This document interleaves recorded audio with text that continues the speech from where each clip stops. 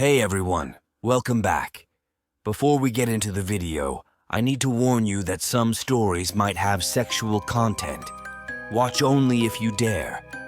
And yeah, if you like listening to these stories, do smash the subscribe button with a hammer. With that said, let's get into the video. On November 10th, 1923, Nathan Leopold and his friend Richard Loeb traveled from Chicago to the University of Michigan. They wanted to break into a building there, but they only took a few things like a typewriter, some watches, knives, and about $1.80 in coins. They were upset on the way back home because they didn't get much from the break-in. Richard then talked about wanting to do a big crime that would get a lot of attention. While they drove back to Chicago, they broke into some houses and started fires, but no one knew about it. Richard wanted to do something even bigger, like kidnapping and killing a child. After planning for a while, they kidnapped a child whose family had money and thought they would get a ransom. But instead of just kidnapping him, they killed him and hid his body.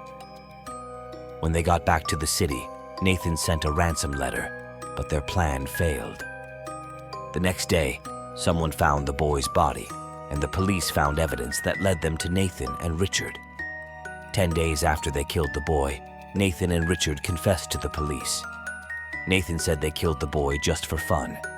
They were both 18 and 19 years old when they did this terrible thing, and they were given a sentence of 99 years in prison. Between 1978 and 1991, Jeffrey Lionel Dahmer, known as the Milwaukee Cannibal, killed and dismembered 17 men and boys aged 14 to 33. He kept their organs and bones in his home and used them for disturbing purposes. Reports suggest that Dahmer had a fascination with dead animals from a young age. At 4 years old, he may have seen his father removing animal corpses from the house's foundation, sparking his interest. Dahmer called animal bones his fiddlesticks and found satisfaction in their sound. In 1991, Dahmer was captured after one of his potential victims escaped and confessed to his crimes. Despite being diagnosed with mental disorders, he was deemed legally sane during his trial. 3 years later, he was fatally beaten by a fellow inmate. On September 21st, 2022, Netflix released a 10-part series called Dahmer, Monster, the Jeffrey Dahmer story, depicting his crimes. The dramatization faced significant criticism from the public and families of Dahmer's victims.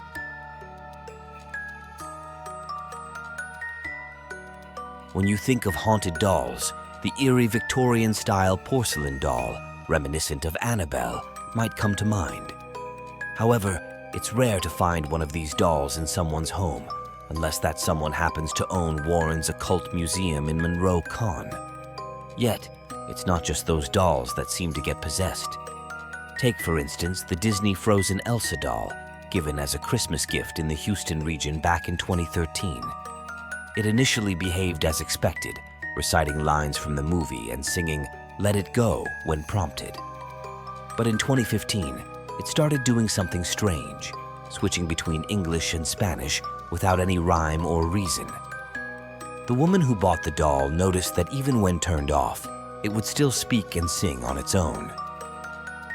In December 2019, the family decided to get rid of the Elsa doll by throwing it in the garbage. However, weeks later, they found it hidden inside a bench in their living room. To their surprise, Elsa now spoke and sang only in Spanish.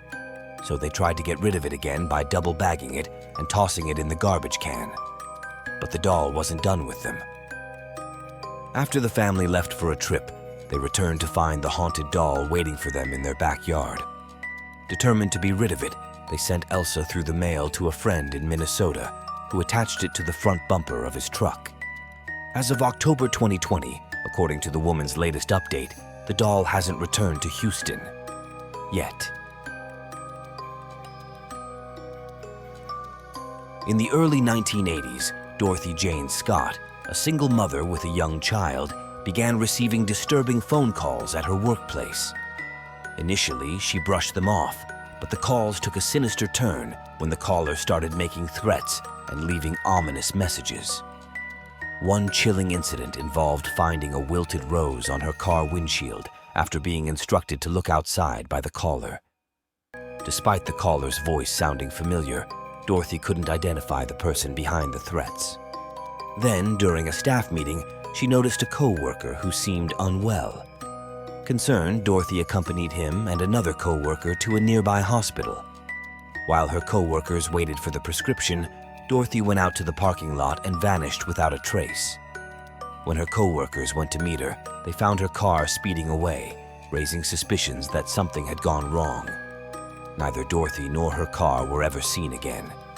4 years later, her burned remains were discovered at a construction site, alongside a collection of dog bones, adding more mystery to the already baffling case. Despite extensive investigations, no one has been charged or detained in connection with Dorothy's disappearance and murder. The identity of the caller remains unknown, leaving the case unresolved and hauntingly mysterious.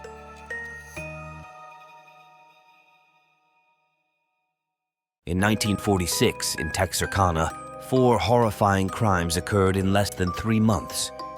On the Texas side of the town, 3 violent incidents targeted young people parked in lovers' lanes. The 4th, on the Arkansas side, was the shooting of an elderly couple in their remote farmstead. After the shooting spree, 5 individuals were lethally shot and 3 suffered critical injuries. The cops received very little information from the distraught survivors. The homicides shook the community to its grounds. While husbands were away on business trips, women packed up their belongings, took their kids, and checked into the hotel.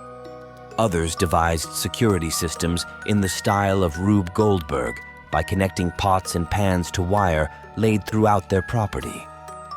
Normally, unarmed citizens placed pallets on the floor so their kids could lie next to them as they slept with loaded pistols. Texarkana Gazette dubbed the assailant the Phantom Killer. Several books about the case have been written, and a highly fictionalized film called The Town That Dreaded Sundown was made in 1976. In 2014, a remake of the original movie was released. The Texas Department of Public Safety once referred to Texarkana's serial killings as the #1 unsolved murder case in Texas history.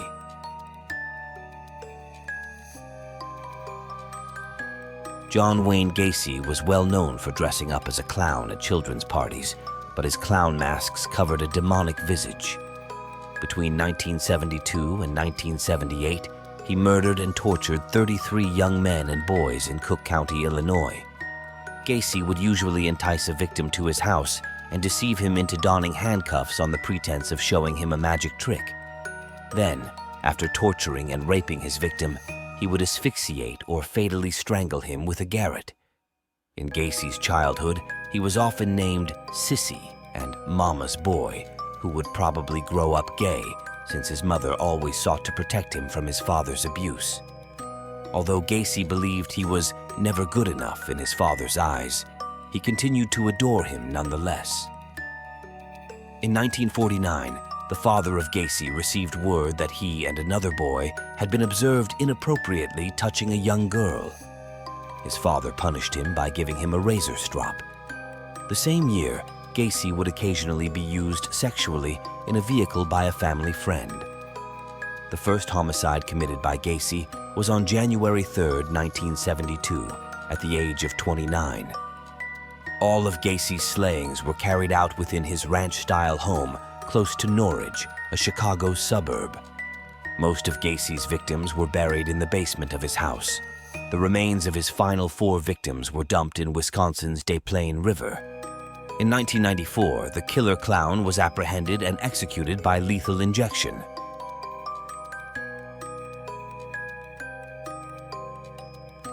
Daniel Camargo Barbosa, also known as the Sadist of El Charquito, was a Colombian serial murderer alleged to have raped and slayed up to 180 young girls throughout Colombia and Ecuador between the 1970s and 1980s. Camargo's mother passed away as a newborn, and his father was emotionally distant. Later, his father wed again. Because of her infertility issues, Daniel's new stepmother started mistreating and humiliating him by clothing him as a girl. Because of this, his classmates at school made fun of him. She would also frequently beat him in front of his friends. After learning that the woman he planned to marry wasn't a virgin, he made a deal with her that if she helped him find other virgin girls to have sex with, he would stay with her. This was the beginning of their criminal cooperation. After a number of R*Ps and homicides, Camargo was only convicted of raping and slaying one victim and then imprisoned in Colombia. In 1977, he was sentenced to 25 years, but escaped jail in 1984. At least 54 rapes and slayings were committed by Camargo in Guayaquil between 1984 and 1986. Because they didn't realize that one person could have slayed so many people, the authorities initially assumed that a gang was responsible for all the fatalities. He abused and slayed mainly poor, defenseless young women. He went up to them, claiming to be a foreigner looking for a Protestant pastor. He was approached by the police on patrol because they thought Camargo was acting strangely. They discovered that he was carrying a bag containing the bloody clothing and part of the genitalia of his most recent victim, as well as a copy of Dostoevsky's Crime and Punishment. In 1989, Camargo was found guilty and given the maximum sentence possible in Ecuador at the time, 16 years in jail. The nephew of one of Barbosa's numerous victims fatally stabbed him in a prison in 1994 at the age of 64.